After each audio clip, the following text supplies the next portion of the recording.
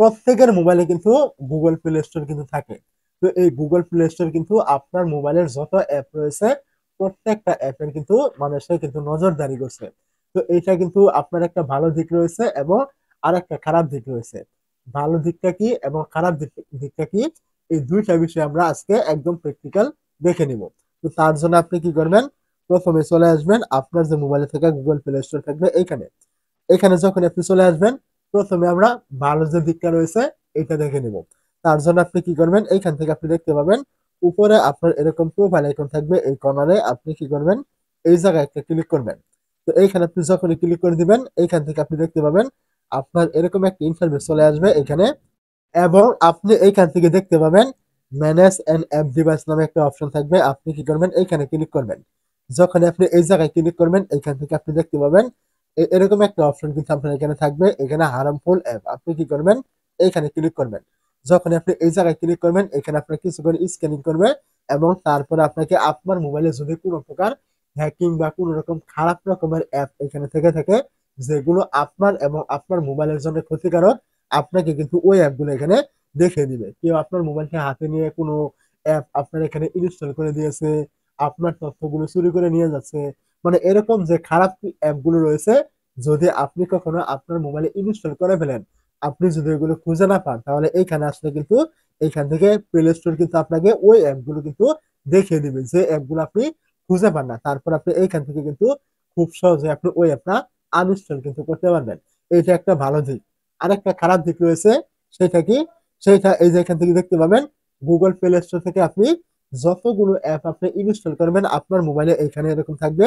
আপনার যদি কোনো রকম প্রয়োজন না হয়, আপনি ওই অ্যাপগুলো কিন্তু আবারও আনইনস্টল করে ফেলবেন।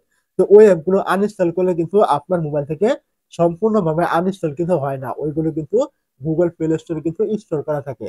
যার ফলে কি হয়, ওইগুলো অতিরিক্ত অ্যাপ আপনি ইনস্টল করছেন আবার আনইনস্টল করছেন, ওই অ্যাপগুলো কিন্তু গুগল প্লে স্টোরে গিয়ে স্টোর কিন্তু হয়ে রয়েছে। ওইগুলো থাকার কারণে আপনার মোবাইলটা কিন্তু হ্যাং করে এবং কি গরম হয়ে যায়, এবং কি আপনার মোবাইলের ফোন যে স্টোরেজ রয়েছে মানে ফোন মেমোরি, ওইটা কিন্তু আস্তে আস্তে আপনার ভরে যায়। এখন আপনি চাইলে কিন্তু এটা সমাধান আপনি নিজে করতে পারবেন যেন ভবিষ্যতে আপনার এই টাইপের সমস্যাগুলি না হয়।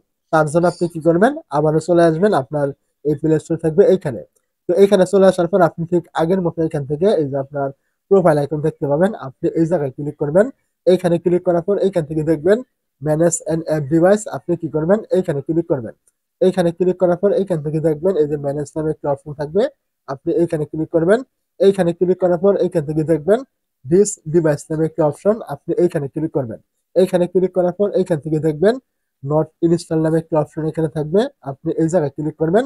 এইখানে ক্লিক করার পর এইখান থেকে দেখবেন আপনার মোবাইলে আপনি যতগুলো অ্যাপ গুগল প্লে স্টোর থেকে মানে ইনস্টল করেছিলেন, আবার ওইগুলো আপনার দরকার নেই, আপনি আনইনস্টল করে দিয়েছিলেন, ওই অ্যাপগুলো কিন্তু এখানে জড়া হয়ে থাকবে। তো এর ফলে কি হবে, আমি আগে বলেছিলাম কি কি আপনার হবে। এখন আপনার করণীয় হলো এই অ্যাপগুলো আপনি এখান থেকে পার্মানেন্ট ডিলিট করে দেওয়া। কিভাবে করবেন, তার জন্য এইগুলোকে অ্যাপগুলো আপনি এইভাবে সিলেক্ট করবেন, যেগুলো আপনি আর কি ডিলিট করবেন। আপনি কি করবেন, এখান থেকে অ্যাপগুলো এখানে সিলেক্ট করবেন। সিলেক্ট করার পর এইখান থেকে উপরে কর্নার আপনি দেখবেন এই যে আপনার ডিলিট আইকন এখানে থাকবে, এখানে ক্লিক করবেন এবং এখান থেকে যে রিমুভ, এখানে ক্লিক করলে কিন্তু আপনার এই অ্যাপগুলো একদম পার্মানেন্ট কিন্তু ডিলিট হয়ে যাবে। এর ফলে কি হবে, আপনার মোবাইলটা একদম ফাস্ট হবে এবং কি আপনার ফোন মেমোরি এটা কিন্তু আর মানে ভরবে না। অবশ্যই কথাগুলি মনে রাখবেন, যদি আপনার মোবাইলে গুগল প্লে স্টোর আপনি নিয়মিত ব্যবহার করে থাকেন, এই দুইটা সেটিং কিন্তু আপনার অবশ্যই জানা উচিত।